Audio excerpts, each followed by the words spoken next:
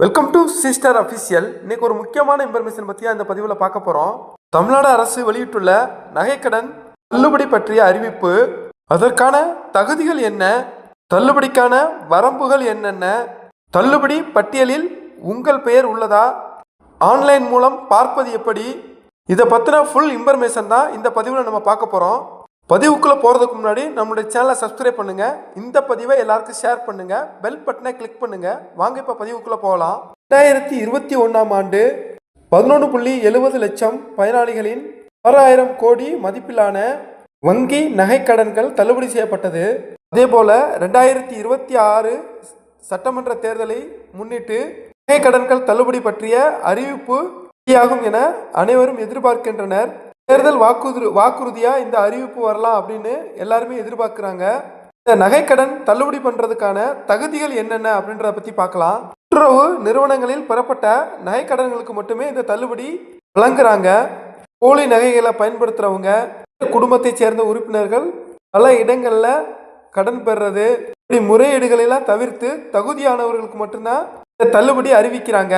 அதாவது நம்மளுடைய ஆதார் அட்டையும் ரேஷன் அட்டையும் இணைந்திருக்கிறதுனால ஒரு குடும்பத்தில் சேர்ந்த உறுப்பினர்கள் வெவ்வேறு இடங்களில் நகையை அடகு வச்சிருந்தாலும் இந்த பட்டியலிருந்து நீக்கப்படுவாங்க.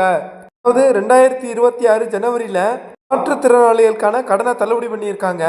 194 கோடி மதிப்பிலான மகளிர் சுய உதவி குழுக்களுடைய கடன்களை தள்ளுபடி பண்ணியிருக்காங்க. இதை தொடர்ந்து இந்த நகைக்கடன் தள்ளுபடியும் அறிவிக்கப்படலாம் அப்படின்னு எல்லாரும் எதிர்பார்க்குறாங்க.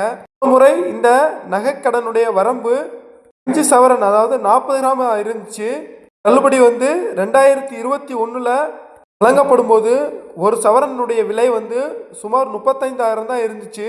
ஆனால் இப்போ ஒரு சவரன் 1 லட்சத்திற்கு மேலே இருக்கிறதுனால 2 சவரன் 16 கிராம் மதிப்பிலான நகைக்கடன் தான் தள்ளுபடி பண்ணுறதுக்கு வாய்ப்பு இருக்குது.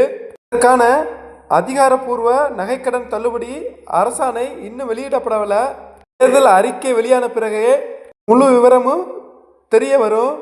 இந்த நகைக்கடன் தள்ளுபடிக்கான பட்டியல் இப்போ தயார் நிலையில் உள்ளது. இந்த நகைக்கடன் தள்ளுபடிக்கான அறிவிப்பு வெளிவந்த பின்னாடி தான் மாவட்ட வாரியாக உள்ள கூட்டுறவு நிறுவனங்களின் மூலம் இந்த பட்டியலை வெளியிடுவாங்க. பட்டியலில் உங்களுடைய பெயர் இருக்குதா அப்படின்னு எப்படி செக் பண்ணுறது அப்படின்னா, உங்கள் அருகில் உள்ள கூட்டுறவு வங்கி அல்லது தொடக்க வேளாண்மை கூட்டுறவு வங்கியில் நேரில் போய் நீங்கள் கேட்டு தெரிஞ்சுக்கலாம்.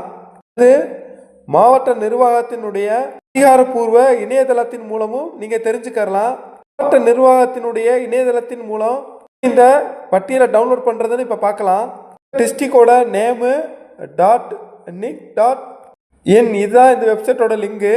உதாரணமாக தென்காசி.nic.in, இது கன்னியாகுமரி .nic.in அப்படின்னு சொல்லி டிஸ்ட்ரிக்டோட பெயரில் உள்ள அந்த வெப்சைட்டை ஓப்பன் பண்ணுங்கள். அறிவிப்புகள் அப்படின்ற ஆப்ஷனை கிளிக் பண்ணி தள்ளுபடி பட்டியல் அப்படின்ற ஆப்ஷனை கிளிக் பண்ணீங்க அப்படின்னா நகைக்கடன் தள்ளுபடிக்கான பட்டியல் ஓப்பன் ஆகும். டவுன்லோட் கொடுத்தீங்க அப்படின்னா வீடியோ ஃபார்மேட்டில் டவுன்லோட் ஆகும். அந்த ஃபைலை ஓப்பன் பண்ணி அதில் உங்களுடைய நேம் இருக்கா அப்படின்றத செக் பண்ணி பார்த்துக்கிறங்க. இப்படித்தான் இந்த தள்ளுபடிக்கான பட்டியலில் உங்கள் பெயர் இருக்குதா அப்படின்றத செக் பண்ணுறது. தேர்தல் அறிவிப்புகள் வெளியான பின்னாடி முக்கிய கட்சிகளுடைய தேர்தல் வாக்குறுதிகளை அறிவித்த பின்னாடி இந்த பட்டியல் கூட்டுறவு நிறுவனங்களின் மூலம் வெளியிடப்படும்.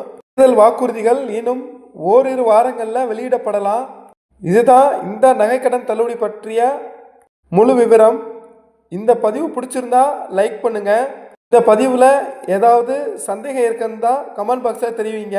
யார் யாருடைய பேர்லாம் இந்த பட்டியலில் இருக்குது அப்படின்றதையும் கமெண்ட் பாக்ஸில் தெரிவிங்க. இந்த பதிவை எல்லாருக்கும் ஷேர் பண்ணுங்கள். இது மாதிரி திட்டங்களையும் அறிவிப்புகளையும் பற்றி தெரிஞ்சு கொள்ள நம்முடைய சேனலை சப்ஸ்கிரைப் பண்ணுங்கள். மீண்டும் இது மாதிரி ஒரு நல்ல பதிவில் சந்திக்கலாம். தேங்க்யூ ஃபார் வாட்சிங் வீடியோ. Thank you friends.